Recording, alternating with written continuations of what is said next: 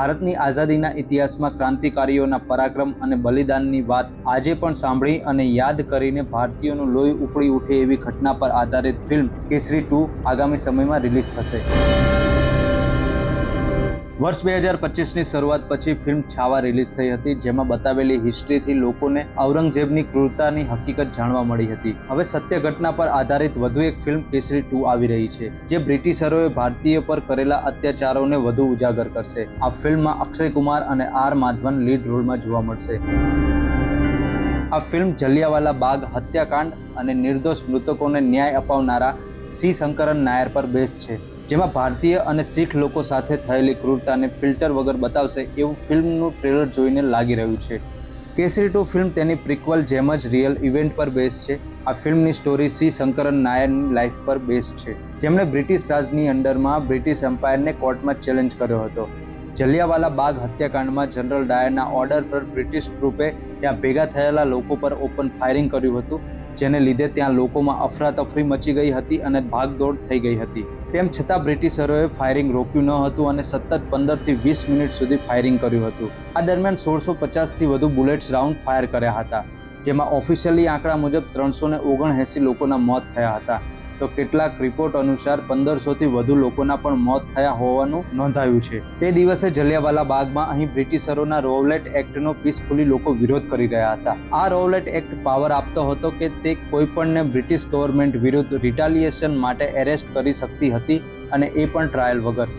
તે વખતે આ ઘટના પછી બ્રિટિશરો સામે આખા ભારતમાં જોરદાર ઉગ્ર વિરોધ થયો હતો। મહાત્મા ગાંધીએ પણ આનો વિરોધ કર્યો હતો। આ પછી કેટલાય ક્રાંતિકારીઓનો ઉદય થયો હતો, જેમાંથી એક હતા સરદાર ઉધમસિંહ, જેમણે જલિયાવાલા બાગ હત્યાકાંડનો બદલો બ્રિટનમાં જઈને જનરલ ડાયરને ધડાધડ ગોળી ધરબીને લીધો હતો। આ પછી ભગતસિંહ પણ દેશની આઝાદી માટે ક્રાંતિકારી મૂવમેન્ટમાં જોડાયા હતા। આ તો થઈ હૃદય કંપાવી દે એવા જલિયાવાલા બાગ હત્યાકાંડ ઘટના વિશેની વાત। હવે જોઈએ જે નિર્દોષ લોકોને જલિયાવાલા બાગમાં મૃતકોને ન્યાય અપાવવા બ્રિટિશ એમ્પાયર સામે બાથ ભીડનારા ચિત્તુર શંકર નાયર વિશે, જેમના પર ફિલ્મ કેસરી 2 બેઝ છે। ચિત્તુર શંકરન નાયર ફ્રીડમ ફાઇટર હતા, જેમનો જન્મ 11 જુલાઈ 1857ના રોજ માલાબાર પોસ્ટમાં થયો હતો। તેઓ હાઈલી એજ્યુકેટેડ હોવાથી બ્રિટિશ એમ્પાયરમાં એક લોયરની પોસ્ટ પર હતા અને પછી તેઓ મદ્રાસ હાઈકોર્ટમાં જજ પણ બન્યા હતા। પોતાના કાર્યકાળ દરમિયાન તેમણે એવું જજમેન્ટ આપ્યું હતું કે બીજી વાર હિન્દુ તરીકે કન્વર્ટ થવા પર તે વ્યક્તિને આઉટકાસ્ટ કરી શકાશે નહીં। તે સમય દરમિયાન સી શંકરન નાયર ઇન્ડિયન નેશનલ કોંગ્રેસના પ્રોગ્રામ્સમાં પણ એક્ટિવલી પાર્ટિસિપેટ કરતા હતા। 1912માં બ્રિટિશ ગવર્મેન્ટે સી શંકરન નાયરને કિંગ હેડથી સન્માનિત કર્યા હતા। આ પછી 1915માં તેમને વાઇસરોય કાઉન્સિલના મેમ્બર બનાવ્યા હતા, જેમાં સી શંકરન નાયરે એજ્યુકેશનલ રિફોર્મ્સ લાવવાનો પ્રયત્ન કર્યો હતો। તેમણે મોન્ટેક કેમ્ફોર્ડ રિફોર્મનું પણ સમર્થન કર્યું હતું, જેના દ્વારા ભારતને ધીમે ધીમે બ્રિટિશ એમ્પાયરમાં એક ઇન્ડિપેન્ડન્ટ નેશન બનાવવાનો વાયદો કરાયો હતો।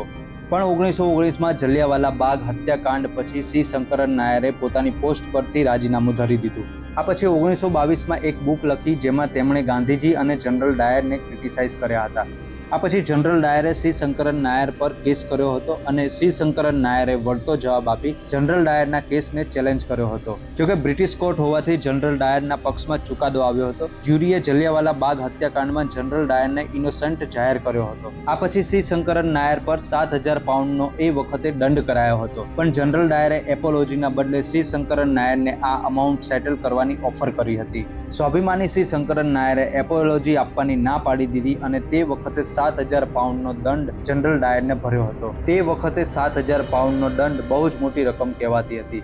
ફિલ્મ કેસરી 2 આપણા ઇતિહાસની આ ઓછી જાણીતી ઘટનાને મોટા પડદે બતાવશે। જોકે આ ફિલ્મથી ફરીથી લોકોને સાચી હકીકત જાણવા મળશે, કારણ કે આપણા જ કેટલાક લોકોએ તે સમયે બ્રિટિશરોના પક્ષમાં ખોટો ઇતિહાસ લખ્યો હતો।